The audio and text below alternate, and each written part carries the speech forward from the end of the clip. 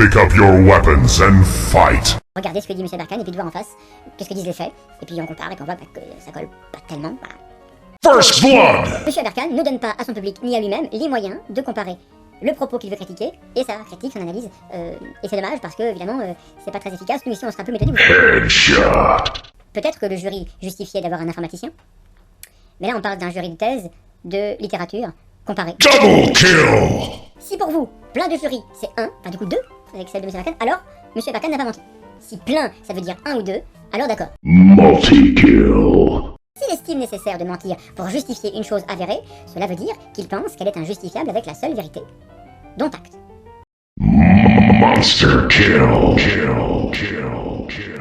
On a vu dans la vidéo précédente que ce qui est interchangeable chez M. Aberkan, ce sont les membres des jurys de thèse, parce que c'est les mêmes membres dans toutes les thèses. Bon. Je vais me contenter de saluer les nombreux docteurs et maîtres de conférences qui nous regardent et qui doivent savoir maintenant qu'ils sont tous interchangeables, que c'est leur directeur de thèse qui a tout décidé et qu'un nombre de doctorants aurait produit les mêmes données qu'eux, les mêmes articles.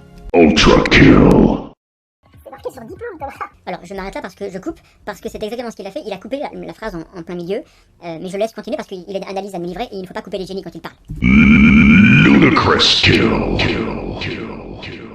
Ce M2, M. Aberkan, l'a obtenu en réalité à Paris Diderot et pas à l'ENS, dont je ne dis pas qu'il n'a pas un M2 en System Biology, je dis qu'il n'a pas un M2 en System Biology de l'ENS. Oui, Aberkan m'a demandé qu'un Master 2 de l'ENS. Non, j'ai jamais dit ça nulle part. Non, j'ai jamais dit ça nulle part. Holy shit. Et dans la mesure où M. Aberkan adore prendre les autres pour des cons, et je crois que ça se voit un petit peu dans les extraits que j'ai choisi de vous montrer, puisque je suis un imbécile parfait à ses yeux, évidemment, il s'autorise à trancher mes paroles en pensant peut-être que ça se verra pas.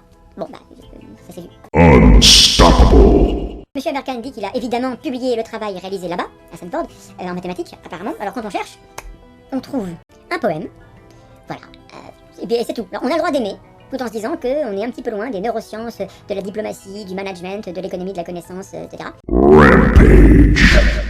Ça devient 3 ans. Alors, je sais qu'il n'est pas compétent en mathématiques, mais il a quand même transformé 6 ans en 3 ans. Bon, c'est un mensonge, il n'y a pas de problème. Comment a-t-il fait pour faire 3 thèses de 2013 à 2016? J'ai beaucoup travaillé. Il y a des gens qui ont du mal à voir ça, qui ont du mal à se rendre compte de ça. Je travaille comme un taré. Je fais à peu près des journées de 15 heures. Et bon, bah, c'est fou, enfin, je veux dire, 100 personnes peuvent apprendre que j'ai fait un doctorat en 3 ans. Ça leur fera pas une vérité. Godlike. D'ailleurs, on remarque qu'il n'y a plus qu'une seule fois de déclaration sur l'honneur. M. Aberkan, avant, attestait sur l'honneur, maintenant il le fait plus. Alors moi, comme j'ai encore mon honneur, je vous le dis, j'atteste sur l'honneur que tout ce qui va suivre est authentique. Wicked sick. Que M. Aberkan a écrit sur son CV et dit publiquement à plusieurs reprises qu'il a été invité par M. Brian Moore.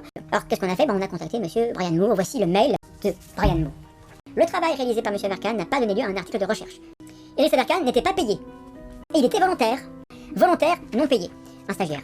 Ça s'appelle un stagiaire. Monster kill. Mais on ne peut pas juger donc de son parcours à Cambridge sans avoir d'abord l'avis de Madame Tyler, alors il se trouve qu'on l'a aussi. Idriss, en effet, était dans mon laboratoire.